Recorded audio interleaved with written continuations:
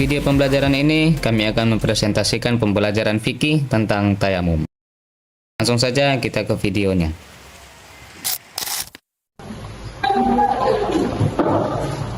Baik, bismillahirrahmanirrahim. Assalamualaikum warahmatullahi wabarakatuh. Waalaikumsalam warahmatullahi wabarakatuh. Bagaimana kabarnya semua? Sehat, luar biasa. Allah.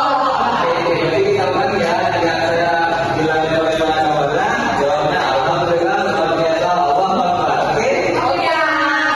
Bagaimana kabarnya? Alhamdulillah luar biasa. Allah Akbar. Oke, baik. Sebelum kita mulai pelajaran, Bapak akan mengajarkan pelajaran kita terkait ini ya. Internet kita Hadir Pak. aplikasi kita Hadir Pak. ada tulisan. Hadir Pak.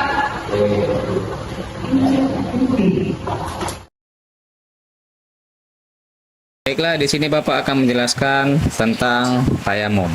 Tayamum adalah cara bersuci dari hadas besar dan hadas kecil menggunakan debu atau tanah sebagai pengganti air pada kondisi tertentu. Secara istilah, tayamum artinya mengusap wajah dan kedua tangan dengan tanah atau debu sebagai pengganti wudhu dengan tata cara tertentu. Tayamum merupakan suatu kekhususan terhadap umat Islam dalam menjalankan ibadahnya. Umat Islam diperbolehkan tayamum untuk mengganti wudhu ketika sedang tidak ada air sama sekali, sedang sakit, dan juga pada saat berpergian dan tidak tersedia air di tempat tersebut. Adapun syarat-syaratnya sebagai berikut. Syarat tayamum. 1. Tidak ada air.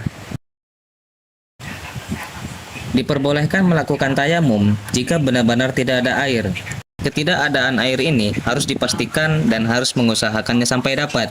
Jika sudah mengusahakannya namun tetap tidak dapat, maka boleh melakukan tayamum. 2. Ketika sakit. Tayamum boleh dilakukan bagi orang yang sedang sakit. Namun, hal ini harus ada persyaratan juga dari dokter. Jika dengan menyentuh air dapat mengakibatkan penyakitnya semakin parah, maka boleh melakukan tayamum. 3. Daerah sangat dingin. Saat kalian berada di daerah yang memiliki suhu air sangat dingin, bahkan sampai membeku, tentunya berwudu akan sangat sulit untuk dilakukan. Dengan demikian, seseorang diperbolehkan untuk tayamum. 4. Air tidak terjangkau. Artinya, air yang dibutuhkan untuk berwudu ada, namun ada risiko besar ketika ingin mengambil air tersebut. Misalnya, risikonya berupa harta maupun nyawa. Dengan demikian, seseorang diperbolehkan untuk bertayamum. 5. Persediaan air sedikit. Jika kalian memiliki persediaan air yang sedikit, maka wudhu boleh digantikan dengan tayamum. Misalnya, air tersebut adalah air persediaan untuk minum. Oleh karena itu, boleh mendahulukan untuk keperluan minum daripada wudhu. 6. Masuk waktu sholat. Ketika waktu sholat sudah masuk, bahkan mepet dengan waktu sholat yang lain, serta kamu kekurangan air, maka diperbolehkan untuk melakukan tayamum. 7. Ketika safar. Ketika sedang dalam perjalanan yang sulit untuk menemukan air, kamu dapat mengganti wudhu dengan tayamum, misalnya saat sedang berada di pesawat dan kereta. Di samping itu, ada juga hal-hal yang dapat membatalkan tayamum. 1. Menemukan air. 2. Ketika sudah bisa menggunakan air atau sembuh. 3. Segala hal yang membatalkan wudhu. Setelah kita mengetahui rukun-rukun dan syarat untuk melakukan tayamum, di sini Bapak akan menjelaskan ataupun mempraktekkan bagaimana bertayamum dengan baik dan benar. Nah, bagaimana kita praktek? Pertama kita siapkan dulu debu. Nah, ini Bapak sudah mengucapkan debunya. Nah, ini debu ya.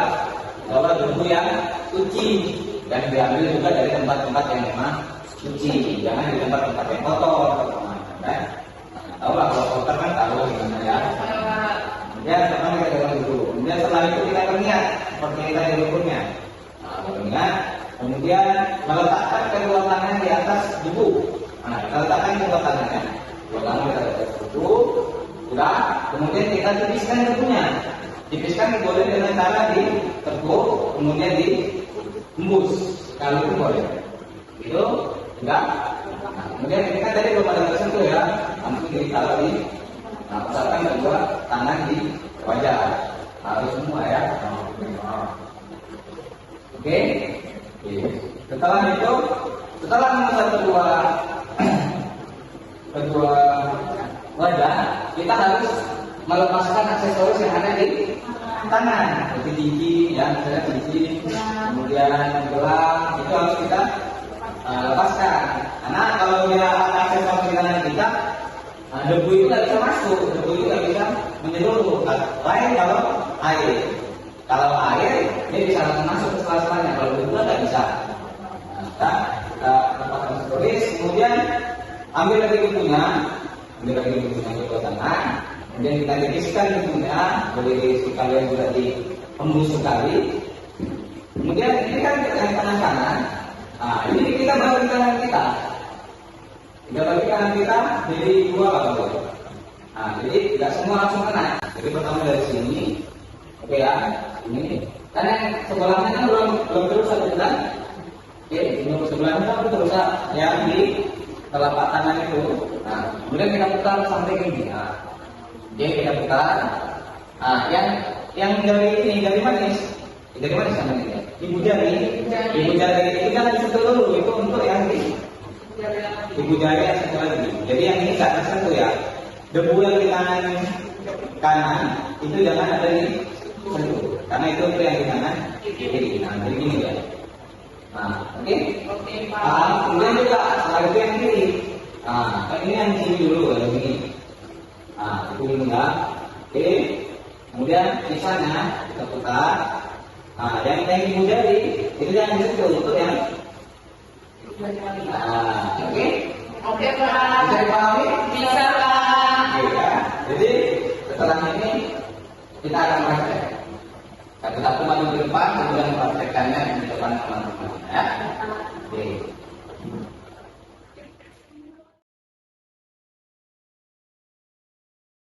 وفيكم مننا نفس روحنا ودمنا قلبنا بيرتاح هوام للي فعلا زينا الكلام نفس الكلام حتى نفس الاهتمام عشرة مش ممكن تهون يوم من الأيام حتى لوننا وشكلنا يعني أنا شبهك تمام وبتجمعنا حاجات حلوة أكيد يلا نمد الإيد من غير كلام أجمل الأوقات بتيجي عالبال يبقى الحمل جبال ننساه أوام أنت وأنا.